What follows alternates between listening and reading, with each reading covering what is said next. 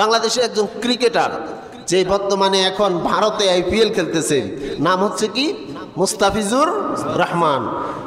বাংলাদেশের বর্তমানে এখন অনেক তরুণের পছন্দের একটা প্লেয়ার, যারা ক্রিকেট খেলা পছন্দ করেন। বাংলাদেশের একজন ক্রিকেটার নাম হচ্ছে মুস্তাফিজুর রহমান। ভারতে এটা কোটি কোটি টাকার একটা জুয়া, এটাকে আমি জুয়াই বলবো। এই কোটি কোটি টাকার একটা আসর বসেছে, যার নাম হচ্ছে কি আইপিএল। কি আইপিএল? এখানে লক্ষ লক্ষ নয়, কোটি কোটি টাকা এই খেলাকে কেন্দ্র করে জুয়া চলে। খেলোয়াড়েরা, ক্রিকেটারেরা যে পোশাক পরিধান করে, এই পোশাকের ভিতরে বিভিন্ন কোম্পানিরা তাদের সম্প্রচার কি করে, অ্যাড করে, লোগো লাগায়। আপনি যদি তাদের সম্প্রচার যদি অ্যাড করে যদি আপনি ওই একটা ম্যাচ খেলেন, আপনার কমপক্ষে এক ম্যাচে আপনার ক্রস ফ্রি, আপনার তার কোম্পানির পক্ষ থেকে লাখ লাখ টাকা আপনার অ্যাকাউন্টে কি হবে, জমা হবে। যদি কোনো কারণবশত আপনি যদি তাদের লোগো আপনার জার্সিতে ফিটিং না করেন, তাহলে যেই পরিমাণ অর্থ আপনাকে দিবে ওই সমপরিমাণ জরিমানা দিয়ে আপনাকে খেলতে হবে। কথাটা বুঝছেন?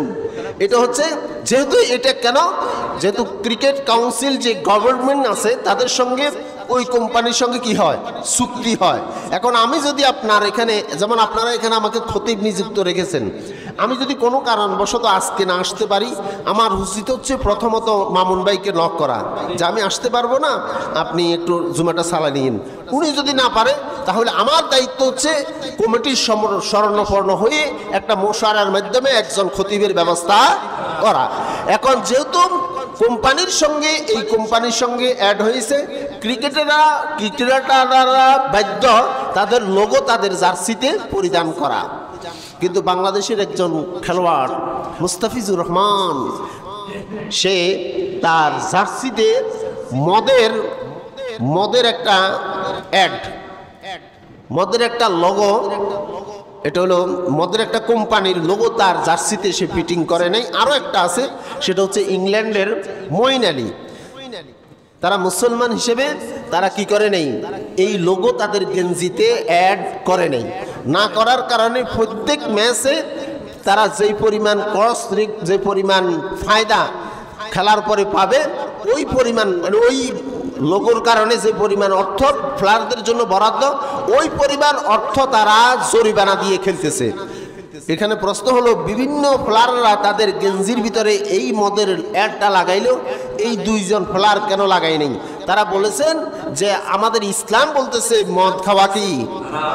তো আমি মুসলমানের সন্তান হয়ে যদি সে আমি বিজ্ঞাপনের পাত্র হই, তাহলে তো আর ইসলাম আর আমার ভিতরে দূরত্ব সৃষ্টি হয়ে যায়।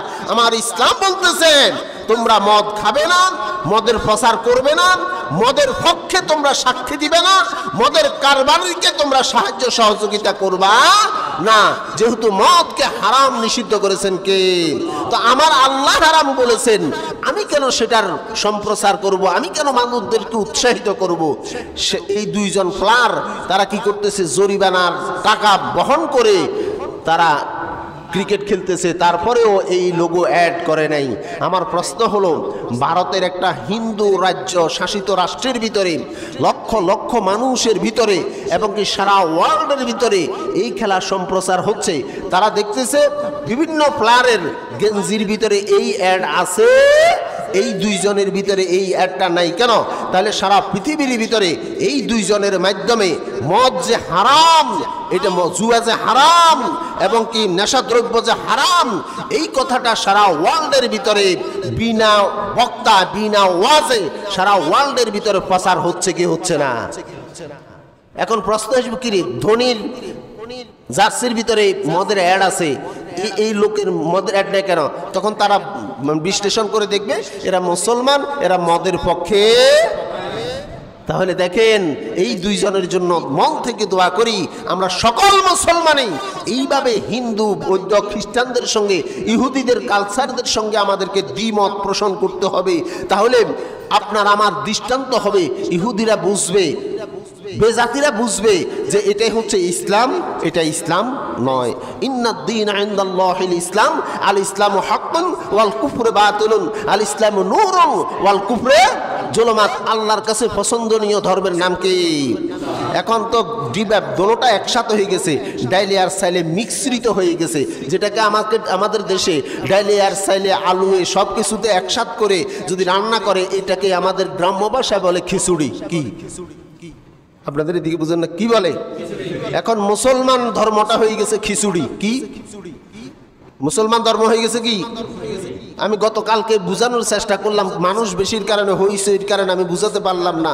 মুসলিম ধর্মটা হয়ে গেছে খিচুড়ি। বলে খিচুড়ি কি? হিন্দুরা আতশবাজি করে, ওমা এখন যে মুসলমানও আতশবাজি। হিন্দুর মেয়ে কপালে টিপ পড়ে, ওমা এখন মুসলমানের মা বোনের কপালের ভিতরে টিপ আমার আছে কি নাই? এখন হিন্দুর মেয়ে পর্দা করে না, যেহেতু তার উপর পর্দার বিধান নাই, যেহেতু তার ইমানে নেই, পর্দার বিধান থাকবে থেকে। ওমা এখন দেখি মুসলমানের মেয়ের গার ভিতরে বোরকা নাই, আজ সকিনা আপার গার ভিতরে বোরকা। তো মুসলমান আর হিন্দু ধর্ম খিচুড়ি হয়েছে কি হয়নি? হিন্দু মেয়ে, হিন্দু লোক কৃষ্ণবাবু সুদের উপরে টাকা লাগায়, ও খোদা তালাশ করে দেখা যায় বড্ডা হাজি সাহেব সুদের কারবারের লগে। মুসলমান ধর্ম খিচুড়ি হয়ে যায় নেই। আপনি বুঝাইতে হবে যে এটা তোদের জন্য, এটা আমাদের জন্য নয়। হিন্দু মেয়ের এখন বর্তমানে বাজারে গেলে হিন্দু একটা আপনার মহিলার মাথার ভিতরে ওড়না, আমি দেখছি মাথার ভিতরে ওড়না থাকে, কিন্তু আজ জরি না পার মাথার ভিতরে ওড়না